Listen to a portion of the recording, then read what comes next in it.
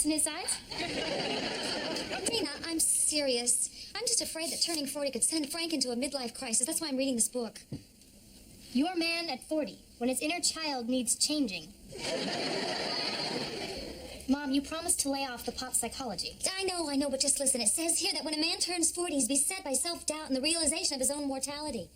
Mom, this is Frank we're talking about. I think he'll be more upset about the party hats. Dana, I'm concerned. According to this book, men often attempt to recapture their youth by acting out their adolescent fantasies, like having an affair with a younger woman or buying a flashy sports car. Mom, I think you're overreacting. It just doesn't sound like Frank. Oh, hi, honey. I just came from the auto show. Check out that Ferrari. Oh. You're buying a new sports car, aren't you? No, don't be silly, honey. I can't afford a sports car. Can't afford to have an affair either. Is that a psychology book you're reading? Well, Frank, get ready for another session of Ask Dr. Carol. Look, Frank, I know you frown on psychology. Yeah, honey, I don't frown on psychology. I just think it's a lot of crap. But you're turning 40. That can be very traumatic. Carol, I'm fine with turning 40. Life is great. I'm a lucky guy. Oh, don't you see what you're doing? You're in denial. No, I'm not. Oh, it's worse than I thought. You're in denial about your denial. You're right, Carol. I can't face turning 40. The very thought of it has me emotionally paralyzed. What's for dinner? Frank, you know, when a man turns 40, he often looks back over his life and feels frustrated about the things that he hasn't accomplished in his life. Now, looking back, what things haven't you accomplished? There is one thing. Yeah, but it's too late now. No, it's never too late. What dreams haven't you fulfilled? Well, honey, I always wanted to meet the Three Stooges. Not Curly Joe, the original three, Larry, Moe, and Curly. And Shep would have been okay, but they're all dead now. Did you know that Curly and Moe were brothers? Frank. I'm talking about some kind of challenge, like skydiving or mountain climbing. I mean, certainly there must be some exciting thing you regret not doing. When I was 18, I wanted to get a pilot's license, but that phase passed. No. The experts say you've got to get these things out of your system. So, this is great. For your birthday, I am going to get you flying lessons. If it makes you happy. I just wanted a party with some funny hats, though.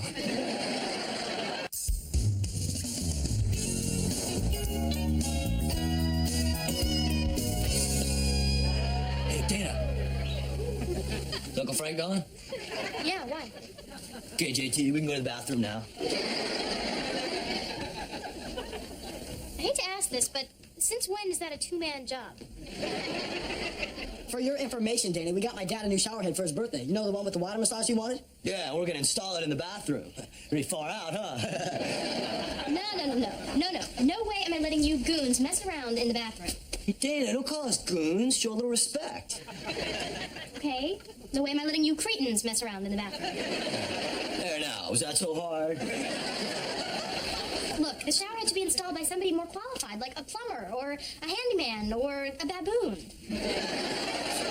A baboon. Good idea. We'll call you if we need your help.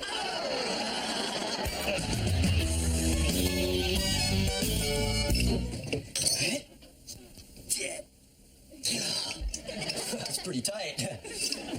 I think this calls for the art of chi energy. Chi energy? Never heard of it. That's because it's an ancient art, passed down throughout the centuries from master to master. Cool. How'd you find out about it? Oh, I read about it on the back of a Ninja Turtle comic book. Yeah.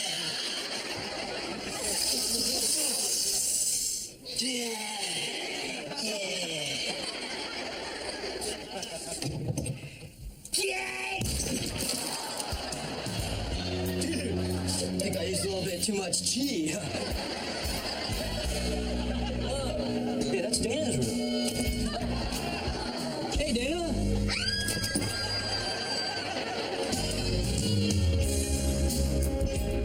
Oh, man, this is great.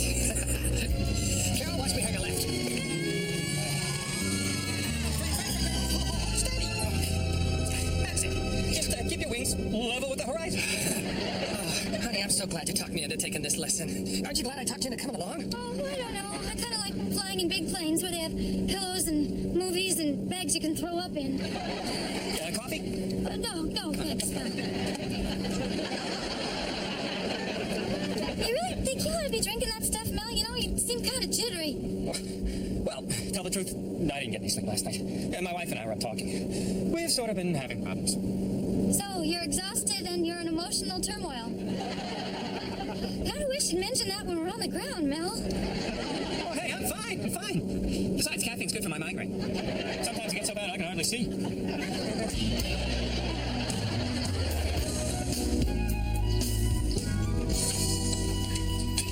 Oh, look, it's the Pillsbury Dough Girls. And what are we baking today?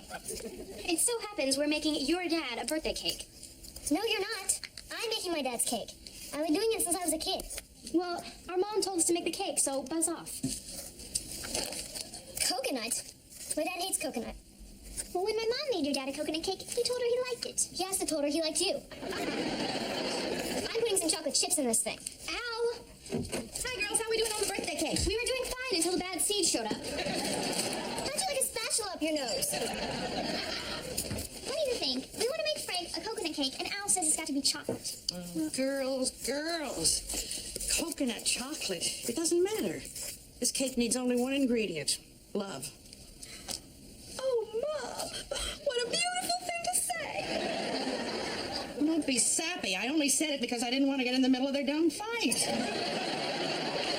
get in the middle of this. That's what's wrong with America today. Not enough people get involved. Crockett, why don't you find someplace else to live? Hey, I'm making this cake. He's my dad. Oh, yeah, like that's something to be proud of. Right. Come on, girls. Now, let's work out differences out. Girls, let's try to bake this chocolate. The next time I want to get involved, slap me. I'll look forward to that.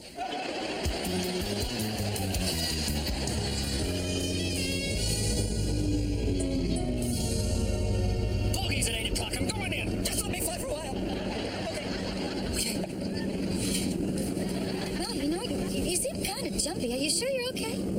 Well, I've been under a little stress lately, but at least my wife and I finally worked out our problems. And we decided that we cared too much for each other to break up, and we're going to stick it out. Attaboy, Mel. Oh, Greta's a real sweet girl. She even made me lunch today. Oh, look at this. Oh, she put a little love note in with my sandwich. Oh. I don't read your privacy, Mel, but how about I read the note and you look out for mountains, okay? Okay. Okay. Dear Mel, this morning, after we made our decision to stay together, I was gripped by a sense of panic. Panic that I will suffocate if I remain in our loveless union. Mel, I cannot go on living a lie. Blah, blah, blah, yada, yada, yada. Love, Greta. Let me see that. No! I gotta know the truth. No, you don't got Yes, it. I do. Wait. I have been having an affair with Fred Schmidt. Fred Schmidt. Who's Fred Schmidt? My boss. The guy who owns this plane. Keep going. Read. No, Read. no. Read. Fred and I are deeply in love. I'm going to Reno to divorce you. Maybe I could change your mind. You cannot change my mind. In fact, the mere thought of your lips touching mine makes my skin crawl. Well, gotta run. Good luck, Greta. Now, have you seen those new Cessnas? I hear those babies really hum. No. Now, say something. I don't want to live!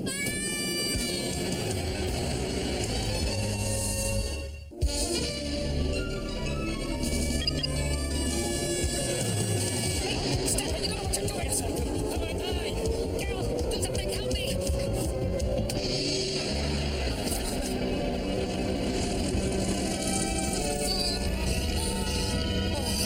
No. Oh, why did you do that? Well, he was insane. He's also the only one who knows how to fly the plane. But did you learn anything? Yes. When I turn 50, I'm gonna ask for a shirt. Well, I'm sorry. I guess giving you flying lessons was a bad idea, but I was only trying to help you fulfill a lifelong dream. Well, at this rate, I will.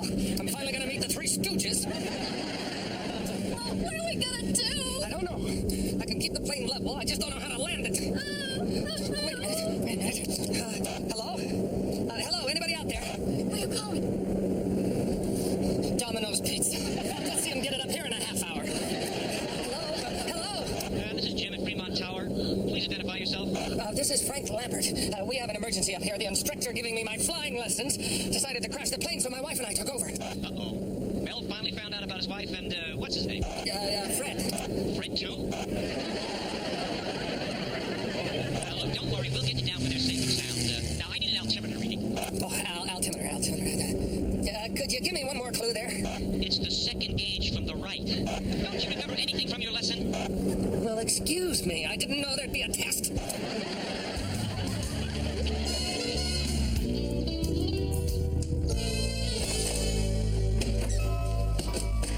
Yo, Bill and Ted. How goes your excellent bathroom adventure? All done. Sorry to disappoint you, Morticia. But we did a real good job of putting in Dad's new shower head. Well, everything looks normal. Cody, is it possible you did something right? Yeah, well, let's check it out. You can see for yourself, huh?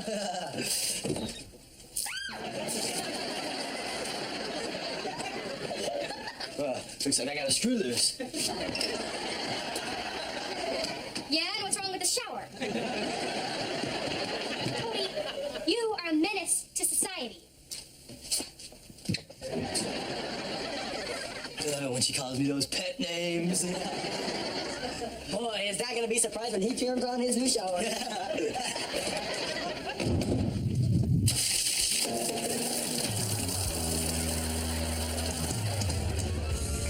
we're ready to bring you for a landing, Frank. There's nothing to worry about. Got that ambulance ready? Jim, we can hear everything you say up here. Well, that's good, because the key to saving your lives is radio contact. Now, what I'm about to say is absolutely crucial. You...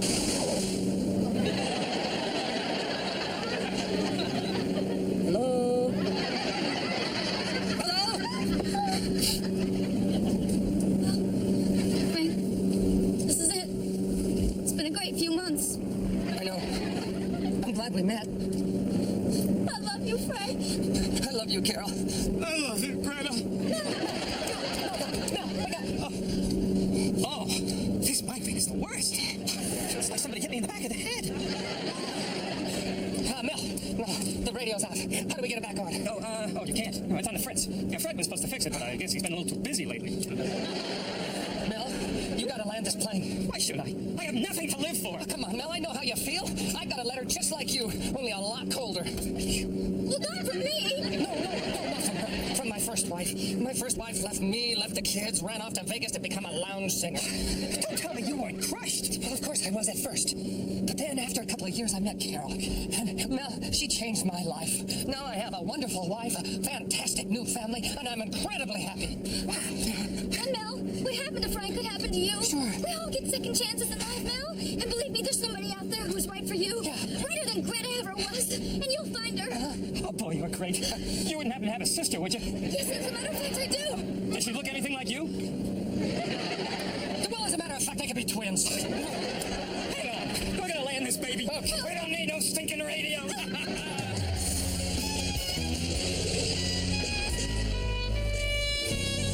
Oh, we do need gas.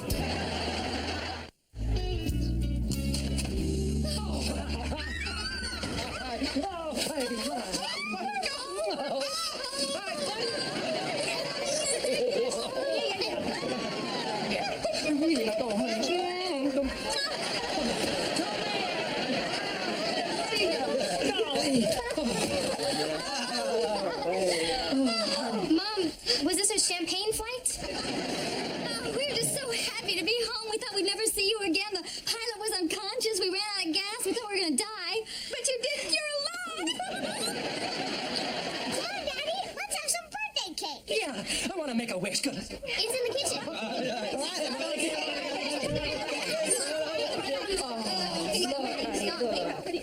Okay, come on. Okay, now listen up. I've got something to say. Today, Carol and I saved a man's life and our own lives by telling him how happy our family is. Hey, we understand. Your lives were at stake, so you lied. I would have done the same thing. Wait. Listen, I learned something very important today. When you're facing death, you realize that every moment you spend with your family is precious. Yeah, I learned something, too. If your husband isn't having a midlife crisis, don't try to give him one. There you go, Frank. Make a wish, honey. I wish I could spend every birthday for the rest of my life with the people in this room. That's nice. Okay, Frank, now blow out the candles. Now, before I blow them out, I want to tell you all how much you mean to me. You know, when I was a kid, I always dreamed of having a big family, but no matter how much I looked forward to it, I never realized how wonderful it could actually be. You're all so special to me.